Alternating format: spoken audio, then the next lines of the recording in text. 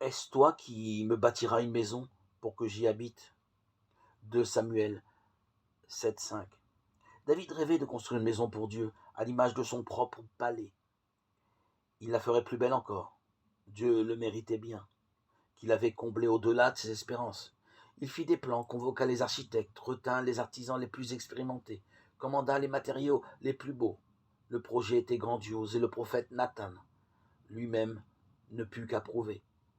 Mais, ô surprise, Dieu refusa. Il voulait tout autre chose. Sa demeure, son lieu de prédilection, c'était son peuple.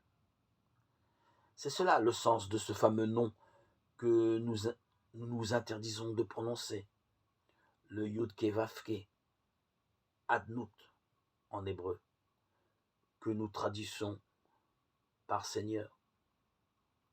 Et lorsque plus tard, le fils David Shlomo réalisa le rêve de son père en construisant le temple de Jérusalem, il avait retenu la leçon. Il savait que le bâtiment que l'on appelait la maison du Seigneur n'était pas sa demeure. Il était le signe et seulement le signe de la présence de Dieu au milieu de son peuple. Et la révélation n'avait pas dit son dernier mot.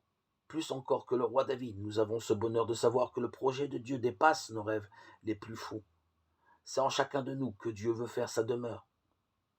La première étape fut l'incarnation. Le Verbe s'est fait chair. Il a habité parmi nous. Jean 1,14. Et ce n'était pas fini. Jésus est venu pour nous rassembler en lui, pour faire de nous son corps. Nous n'aurons jamais assez de temps pour méditer avec l'apôtre Paul cette réalité extraordinaire. Ne savez-vous pas que vous êtes le temple de Dieu et que l'Esprit de Dieu habite en vous? 1 Corinthiens 3,16.